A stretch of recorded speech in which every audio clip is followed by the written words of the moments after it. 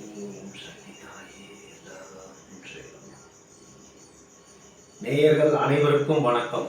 சக்தி ஜோதிடம் வழியாக உங்களை சந்திப்பது உங்கள் வழிகாட்டி ஜோதிடர் கண்ணன். கைரேகை கருத்துக்களை மிக எளிமையாக உங்கள் கையை பார்த்தவுடன் புரியும்படி கற்றுக் கொடுத்து கொண்டு வருகிறோம். வாருங்கள், பார்த்து பயன்பெறுங்கள். புதுசாக நம்ம சேனலை பார்க்குறவங்க சப்ஸ்கிரைப் பண்ணி உங்கள் ஃப்ரெண்டுகளுக்கும் ஷேர் பண்ணி பயன்பெறுங்கள் என்று கூறி இன்றைய தலைப்பு கைரேகையின் படி போர்டு வந்துருவாங்க. கைரேகையின்படி விதியின் வினோதங்கள், இதான் தலைப்பு. கைரேகையின்படி விதியின் வினோதங்கள். நம்ம கைரேகையில ஒரு மனிதனுடைய தனி மனித வாழ்க்கையில் அவங்க எப்படி இருக்க போறாங்க அப்படிங்கிறத கையை பார்த்த உடனே ஈஸியா எப்படி நம்ம கண்டுபிடிக்கிறது, எந்த விதமான சிரமமே இல்லாம கையை பார்த்த உடனே இவருடைய எதிர்காலம் எப்படி இருக்கும் அப்படிங்கிறத விதி ரேகையை பார்த்தோன்னு நம்ம கண்டுபிடிச்சிடலாம். அவங்களுடைய இளமையிலிருந்து லாஸ்ட் அவங்களுடைய எண்டு வரைக்கும், அதாவது பிறப்பிலிருந்து இறப்பு வரை என்ன நடக்க போகிறது அப்படிங்கிறத நம்ம பார்த்துடலாம் விதி ரேகையை வச்சு. அதில் புத்தி ரேகையும் பார்க்கணும், சரிங்களா? இப்போ 2 கையும் பார்க்கணும்னு சொல்லியிருக்கேன், ஆணா பெண்ணா பார்க்கணும்னு சொல்லியிருக்கேன். நம்ம ஒரு கையை வச்சு நம்மளுக்கு விளக்க போகிறோம், சரிங்களா? கையை பார்த்துங்க. இந்த ஒரு கையில் விதி ரேகை எங்கேருந்து ஆரம்பிக்குது? இப்போ இங்கே நான் போட்டிருக்கிற விதி ரேகை வந்து கீழே கங்கண ரேகை இருக்குல்ல, கங்கண ரேகையிலேருந்து நேராக போயிட்டு சனி மேட்டில் முடியுது. இந்த மாதிரி விதி ரேகை ஆரம்பிச்சு போயிடுச்சுன்னு வச்சுருங்க. புத்தி ரேகையும் நல்லா இருக்கு, விதியும் புத்தியும் நல்லா இருக்கு. அப்போ வருமானத்துக்கு பிறந்ததுலேருந்து எந்த விதமான கஷ்டமும் கிடையாது அப்படிங்கிறத நீங்கள் தெரிஞ்சுக்கணும். ஈஸியாக புரியுற மாதிரி நான் சொல்லித்தரேன். இப்போ இந்த விதி ரேகை இப்போ கீழே இந்த கங்கணமேட்டில், இந்த கங்கணமேட்டுக்கு கீழே இப்படி இங்கேருந்து ஆரம்பிக்குது சார். இந்த மணிக்கட்டுல இருந்து ஆரம்பிச்சு போகுதுன்னா, இளமையில் கஷ்டப்பட்டார். இளமையில அவர் பிறக்கும் போது அவங்க குடும்பத்துல கஷ்டம், அவர் பிறந்ததுக்கு அப்புறம் இளமையிலிருந்து கஷ்டப்பட்டு அவர் நினைவு தெரிஞ்சதுல இருந்து வேலை செஞ்சுட்டு இருக்காரு அப்படிங்கறத நீங்க தெரிஞ்சுக்கணும், சரிங்களா? இந்த மாதிரி கங்கண ரேகையில இருந்து விதி ரேகை ஆரம்பிச்சதுன்னா, சப்போஸ் இப்ப இந்த இடத்துல இருந்து விதி ரேகை ஆரம்பிக்குது சார். இந்த இடத்துல ஒரு தடை மாதிரி கோடு மாதிரி வருது, இல்ல ஒரு சங்கிலி மாதிரி இப்படி பிணைப்பு நல்லா சரியா இல்லை அப்படின்னா பிறந்ததில் அவர்களுக்கு இளமையில் வறுமையோடு இருந்தார், ரொம்ப வறுமையில் இருந்தாங்க அப்படிங்கிறத தெரிஞ்சுக்கணும். விதி ரேகை நல்லா இருந்துச்சுன்னா அவங்க தலையெழுத்து விதி நல்லா இருக்கு, கையை பார்த்தோம்னா கண்டுபிடிச்சிடலாம். விதினாலே சனியை பார்க்கணும், சனி மேட்டை பார்க்கணும். சனி மேடு எப்படி இருக்கு, சனி மேட்டுக்கு வரக்கூடிய ரேகை தான் விதி ரேகை. உங்களுக்கு எல்லா விஷயமும் தெரியும். இருந்தாலும் இந்த சனி மேட்டுக்கு வரக்கூடிய ரேகை விதி ரேகை நல்லபடியாக இருந்துச்சுன்னா அவங்க வாழ்க்கை நல்லா இருக்கும் சார், வருமானம் நல்லா வரும். அது எங்க ஆரம்பிக்குதோ அங்கதான் வாழ்க்கை ஆரம்பம். சப்போஸ் இப்ப நம்ம விதி ரேகை இங்க கீழே ஆரம்பிக்கல சார், கீழே ஆரம்பிக்காம இப்படி சந்திரமேட்ல இருந்து ஆரம்பிக்குதுன்னு வச்சுக்கோங்க. சந்திரமேட்ல இருந்து ஆரம்பிச்சு விதி ரேகை போகுதுன்னா வாக்கு பலிதம் உங்களுக்கு இருக்கும், தெய்வ அனுகிரகம், தெய்வ பக்தி நிறைந்தவர்களாக இருப்பார்கள். திறமையா வேலை செய்யறது நல்ல திறமை இருக்கும். ஆனா அவருடைய திருமணத்துக்கு பிறகு அவருடைய வாழ்க்கை உயர்வதற்கு வாய்ப்பு உண்டு. வெளியூர் வெளிநாடு, அவங்க பிறந்ததுலேருந்து வெளியூர் வெளிநாடு போயிட்டாங்கன்னா நல்ல சிறப்பாக வாழ்க்கையில் முன்னுக்கு வரத்துக்கு வாய்ப்பு இருக்கு, வாக்கு பலிதம் இருக்கு அப்படிங்கிறத பார்த்துக்கலாம். இப்போ இது வரைக்கும் உங்களுக்கு வந்து விதி ரேகை இல்லை சார். ஒரு புத்தி ரேகைக்கு கீழே இப்போ இந்த வயசுல தான் விதி ரேகை ஆரம்பிக்குது. அப்போ குறைஞ்சது உங்களுக்கு 25க்கு மேலே தான், 25 இல்லை 29 அதுக்கு மேலே தான் உங்களுக்கு 25 to 27 29 அந்த வயசுல தான் உங்களுக்கு வருமானம் வர ஆரம்பிக்கும். அது வரைக்கும் மற்றவர்களை சார்ந்துதான் இருக்கணும். விதி ரேகை இல்லைன்னா உங்களுடைய வாழ்க்கை அந்தரம். அதாவது அந்தரம்னா மற்றவர்களை நம்பிதான் நீங்க இருக்கணும், சரிங்களா? பெற்றோர்களை நம்பியோ இல்லை நண்பர்கள், இல்லைன்னா வந்து பெற்றோர்கள் முன்னோர்களுடைய சொத்தை வச்சு சாப்பிட்டுட்டு அப்படியே போயிட்டு இருப்பாங்க. விதி ரேகை இல்லைன்னா, விதி ரேகை தான் சுய வருமானம், சுய வேலை, சுய வாய்ப்பு, சுயமா சம்பாத்தியம் வரணும். விதி ரேகை இருக்கணும் சார், இல்லைன்னா உங்களுக்கு சம்பாத்தியம் கிடையாது. இப்ப இந்த விதி ரேகை தொழில் செய்வாரா, தொழில் அதிபரா இருப்பாரா, தொழில் செய்யலாமா அப்படின்னு கேட்டா கீழே இருந்து விதி ரேகை ஆயில் ரேகையோட கனெக்ட் ஆகி போயிருந்தா தொழில் செய்யலாம். அவர்களுக்கு எண்ணம் பூரணமாக, எண்ணம் செயல் வாக்கு இது எல்லாமே கையில உள்ள ரேகைகள் மூளையினுடைய செயல்பாடுகளை குறித்து வருகிறது.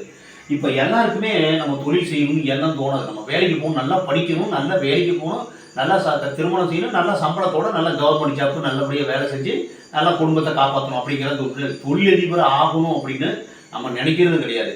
அந்த மாதிரி நினைப்பு வரும் ஒரு சில பேருக்கு. இந்த மாதிரி ஆயில் ரேகையோடு விதி ரேகையும் ஜாயிண்ட் ஆகி இப்படி போயிருக்குன்னா இளமையில குடும்பத்துக்காண்டி கஷ்டப்பட்டு டாப் பொசிஷனுக்கு, அதாவது தொழிலதிபராக வரத்துக்கு வாய்ப்பு இருக்கு. இதுல என்னன்னா இன்னொரு விதி ரேகை கிளை ஆரம்பிக்கும். விதி ரேகையில ஒரு கிளை ஆரம்பிக்கும், இப்படி கூட போகலாம், இல்லை இன்னொரு ரேகை ஒன்று கூட வரலாம். இந்த மாதிரி இருந்து குருமேட்ல ஒரு நல்ல அறிகுறி ஏதாவது இருக்கும், ஏதாவது ஒரு சிறப்பான அறிகுறி, அதாவது சதுரமோ இல்லை திரிசூலமோ இல்லை ஏதோ ஒரு சம்திங் முக்கோணமோ இந்த மாதிரி இருந்ததுன்னா உங்களுக்கு ஏதாவது ஒன்று தான் சொல்கிறேன். விதி ரேகை 2-3 இருந்து குருமேடு நல்லா இருந்து, இல்லை மேடே நல்லா இருக்குன்னு வச்சுங்க, குருமேடு நல்லா இருந்து ஒரு ரேகை இப்படி இருக்குன்னு வச்சுங்க, வாழ்க்கையில தொழிலதிபராகி நல்ல வெற்றியாக, வெற்றி, பணம், செல்வம், செல்வாக்கோட விளங்குவார் அப்படிங்கிறத தெரிஞ்சுக்கணும். இப்ப விதி ரேகையும் சரியா இல்லை, புத்தி ரேகையும் சரியா இல்லைன்னா தான் உங்களுக்கு பாதிப்பு ஏற்படுவதற்கு வாய்ப்பு உண்டு. ஒரு சில பேருக்கு இந்த விதி ரேகை நேரா போயிட்டு சனி மேடு தாண்டி இப்படி போகும்.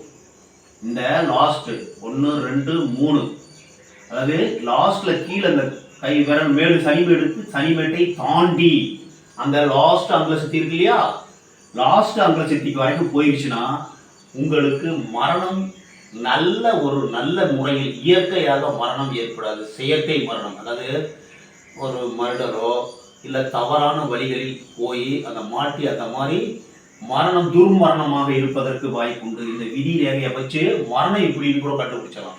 இந்த மாதிரி ரேகை மேல அந்த இந்த சனிமேட்டை தாண்டி ரேகை போச்சுன்னா நல்லது பண்ணணும், ஒரு கெட்ட செயல்களில் ஈடுபட்டிருந்தால் நன்மை செய்ய வேண்டும், மக்களுக்கு தொண்டு செய்ய வேண்டும், விஷ்ணு பகவானை வணங்க வேண்டும். இந்த மாதிரி வணங்கிட்டு நல்ல வழியில் திருந்தினால் சனி பகவான் சந்தோஷம் அடைவார். சனியினுடைய தாக்கத்திலிருந்து நம்ம விடுபட முடியும். இந்த ரேகை சனிமேட்டை தாண்டி இப்படி போயிடுச்சுன்னா சனி உங்களுடைய ஜாதகத்தை பார்த்தீங்கன்னா சனி நிறைய விஷயம், அதாவது கெடுதல் பண்ற அமைப்புல இருப்பாரு. சனி பகவான் உங்களுடைய லக்னத்தில் இருந்து பார்க்கும் பொழுது உங்களுக்கு கெடுதல் செய்யக்கூடிய அமைப்பில் சனி பகவான் இருப்பார். சரிங்களா? அப்படி இருக்கும்போது இந்த கையில இந்த ரேகையும் வரும். கையும் ரேகையும் ஜாதகமும் ஓரளவு கரெக்டா தான் இருக்கும். ஒரு சின்ன வித்தியாசம் இருக்கும். இப்ப கை ரேகை பொறுத்தோம்னா உங்களுக்கு மட்டுமே இதை பார்க்க முடியும். ஜாதகத்துல உங்களுடைய குடும்பத்துல உள்ளவங்க அத்தனை பேருக்கு நம்ம ஓரளவு பார்க்க முடியும். இதுல உங்களுக்கு மட்டுமே யார் எந்த நபருக்கு கைரேகை பார்க்குறோமோ அந்த நபருக்கு வாழ்வில் ஆரம்பத்திலிருந்து முடிவு வரைக்கும் எப்படி இருக்கு அப்படிங்கிறத விதி ரேகையை பார்த்தோம்னா கண்டுபிடிச்சிடலாம். புத்தி ரேகையும் பார்க்கணும். இந்த விதி ரேகையில இப்ப இதோட நின்று போச்சு சார். விதி ரேகை இந்த புத்தி ரேகையோட நின்று போச்சு, இன்னும் கொஞ்சம் கீழே நின்று போச்சு.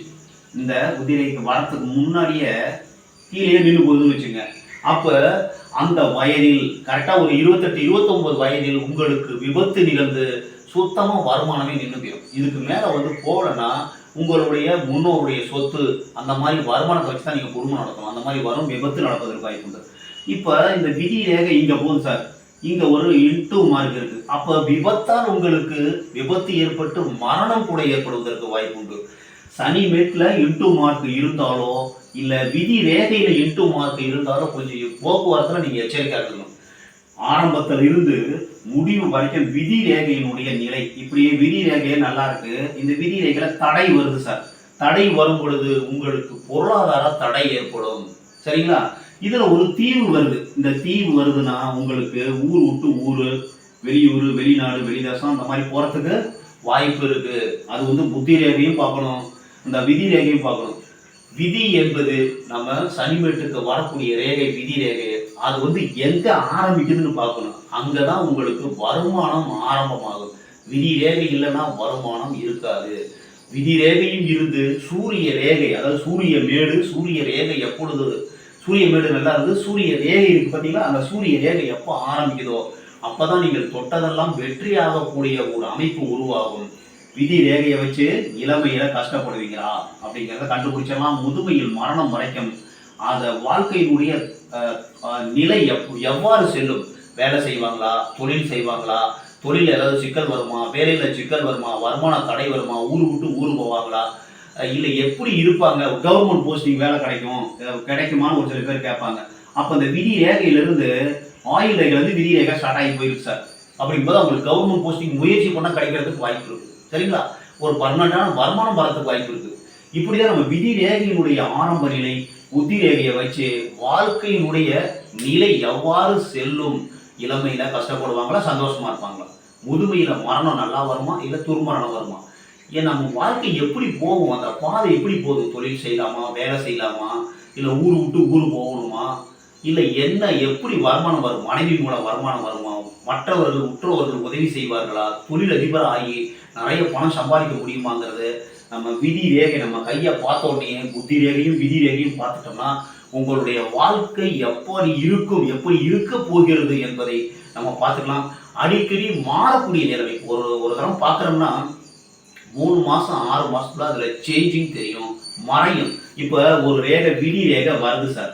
விதி ரேகை வருதுன்னா இந்த இடத்துல வந்து மறையும், திடீர்னு மறைஞ்சு போயிடும். அப்போ அந்த இடத்துல உங்களுக்கு பொருளாதார தடை வரும்.